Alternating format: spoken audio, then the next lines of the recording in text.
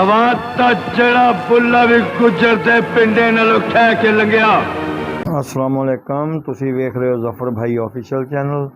लो जी, अज फिर एक फिल्मी दरवेश का छोटा जिहा एक वाक़या लैके आया। वाक़या भी काहदा, उत्थे एक सीन आ, ऐसा सीन कि जिहड़ा तुसी देख के हैरान हो जाओगे।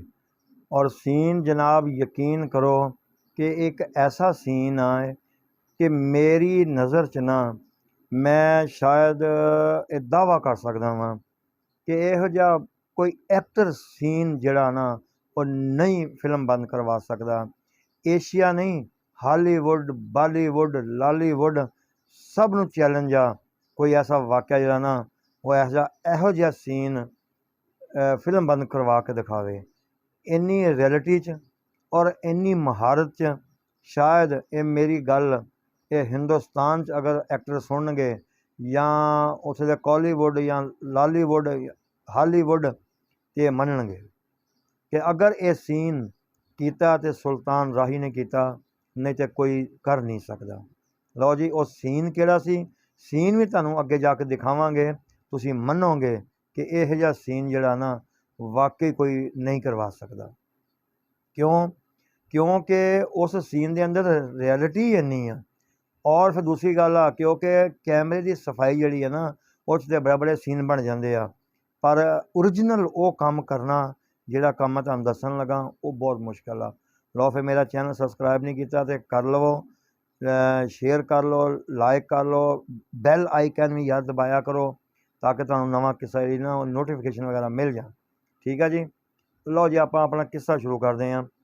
ये जिहड़ा सीन है ना, ये सीन हैगा वा बेहतर तो यह है कि फिल्म मैनूं तुसीं दसनी है, कमेंट्स करके दसनी आ कि यह फिल्म किहड़ी है।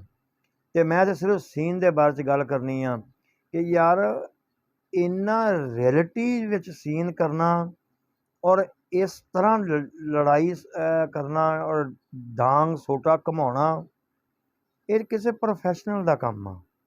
ये जिहड़ा ना किसी एक्टर का काम नहीं हो सकता।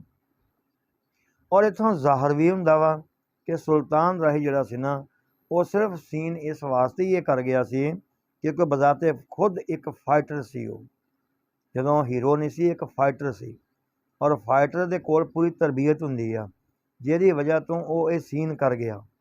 नहीं तो ये सीन जिहड़ा ना मैं नहीं मनदा कि कोई एक्टर जिहड़ा ना एक्टर होने के नाते वो इहो जिहा सीन कर लवे।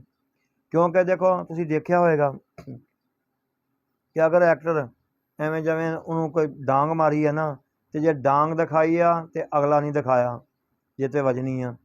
अगर जे अगला डांग मारदा तो फिर रोकदा जिहड़ा ना वो दोने कट्ठे यकदम नहीं दिखाए। सुल्तान राही दे ऐसे सीन हैगे आ कि बैक वक्त अंदर खड़ा हो के ना 8-8 बंदियां नाल ऐ डांगां ऐ लड़ रहा तो डांग घुमा के ना उन्होंने रोकन दिया तो सैटिंग करन दिया और डांग की बड़ी महारत नाल उन्होंने इकल्ले इकल्ले बंदे नूं जवाब देन दिया। ये तुसीं देखिया होगा। इहो जिहे सीन मैं तुहानूं अक्सर औकात अपनी वीडियो दिखाया करांगा। ये है रियलिटी, बहुत रियलिटी आ जिहड़ी तुसीं किसी दूसरे एक्टर च कदी महसूस नहीं करोगे। ठीक है जी। असल तो पता की हैगी आ सीन छोटा जिहा एवें 8-10 सेकंड का चाहिदा। अगर अगर इजाजत हुंदी ना तुहानूं मैं थोड़ा लंबा सीन दिखाउंदा है कि तुसीं देखदे कि कमाल दा सीन सी। लो जी, ये सीन फिल्म मैनूं तुसीं दसनी आ ते सीन जिहड़ा तुहानूं मैं दिखाउणा वा। ठीक है जी। ते ए देखो सीन।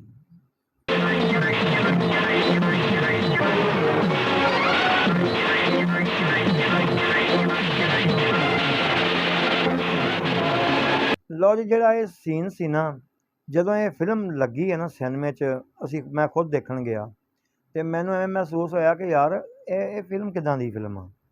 ਇਹਦੇ पोस्टर ਇੱਥੇ कुछ होर तरह ਦੇ ਆ, ਇੱਥੇ कुछ होर तरह ਦੇ ਆ ਤੇ ਇਹ ਫਿਲਮ ਤੇ ਮੈਨੂੰ ਲੱਗਦਾ ਕਿਸੇ ਕੰਮ ਦੀ ਫਿਲਮ ਨਹੀਂ ਹੋਏਗੀ। ਮਕਸਦ ਇਹ ਨਾ ਨਹੀਂ ਦੱਸਣਾ ਨਾ ਤੁਸੀਂ ਦੱਸੋਗੇ। ਅਗਰ ਕਮੈਂਟਸ ਨਾਮ ਦੱਸੋਗੇ ਫਿਰ ਮੈਂ ਮੰਨਾਂਗਾ ਕਿ ਤੁਹਾਨੂੰ ਵਾਕਈ ਨਾ ਇੰਟਰਸਟ ਹੈ ਪੰਜਾਬੀ ਫਿਲਮਾਂ ਦੀ ਸਟੋਰੀਆਂ ਨਾਲ ਔਰ ਐਕਟਰਾਂ ਦੀ ਜਿਹੜੇ ਨਾ ਉਹ ਜਿਵੇਂ ਕਿ ਬੈਕਗਰਾਊਂਡ ਨਾਲ ਜ਼ਾਤੀਆਤ ਨਾਲ ਇੰਟਰਸਟ ਹੈ। ਤੇ ਜੇ ਫਿਲਮਾਂ 'ਚ ਦੱਸਿਆ ਗਿਆ ਮੈਂ ਤਾਂ ਫਿਰ ਤਾਂ ਕੋਈ ਮਜ਼ਾ ਨਾ ਰਿਹਾ। ਫਿਲਮ ਮੈਨੂੰ ਤੁਸੀਂ ਦੱਸਣਾ। ਇਸੇ ਤਰ੍ਹਾਂ ਹੀ ਜਨਾਬ ਕਿ ਦੇਖੋ ਇਸ ਫਿਲਮ ਦੇ ਅੰਦਰ ਵੀ ਇਹੀ ਦਿਖਾਇਆ ਗਿਆ ਕਿ ਉਹ ਦੋ ਭਰਾਵਾਂ ਦਾ ਇੱਕ ਸਟੋਰੀ ਦਿਖਾਈ ਆ। ਇੱਕ ਵੱਡਾ ਭਰਾ ਵਾ, ਇੱਕ ਛੋਟਾ ਭਰਾ। ਛੋਟਾ ਭਰਾ ਬਹੁਤ ਜ਼ਿਆਦਾ ਨਾਮਵਰ ਆ, ਵੱਡਾ ਉਹਦੇ ਦਮ 'ਤੇ ਜੀ ਰਿਹਾ ਵਾ। ਅੱਛਾ, ਉਹਦੀ ਤਾਰੀਫ ਕਰ ਰਹੇ ਆ।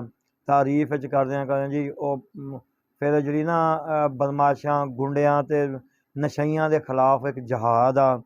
ਉਹਦਾ ਕੰਮ ਹੀ ਇਹ ਸੀ ਕਿ ਉਹ ਨਸ਼ਈਆਂ ਅਤੇ ਜੁਹਾਰੀਆਂ ਨੂੰ ਰੋਕਣਾ ਜਿਹੜਾ ਸੀ ਨਾ, ਉਹਦਾ ਕੰਮ ਸੀ, ਮਕਸਦ ਇਹ। ਅਤੇ ਉਹ ਫਿਰ ਅੱਗੇ ਜਿਹੜਾ ਵਾਕਿਆ ਉਹਦੇ ਨਾਲ ਪੇਸ਼ ਆਇਆ, ਇਨਸ਼ਾਅੱਲਾ ਵੈਸੇ ਤੁਹਾਨੂੰ ਦੱਸਾਂਗਾ ਮੈਂ ਅਗਲਾ ਵਾਕਿਆ ਵੀ, ਕਿ ਜਿਹੜਾ ਕਹਿੰਦੇ ਆ ਨਾ ਕਿ ਬੰਦਾ ਬੁਰਾਈ ਦੇ ਖਿਲਾਫ ਤੁਰਦਾ ਨਾ ਅਤੇ ਬਹੁਤ ਸਾਰੇ ਲੋਕ ਦੁਸ਼ਮਣ ਹੋ ਜਾਂਦੇ ਆ।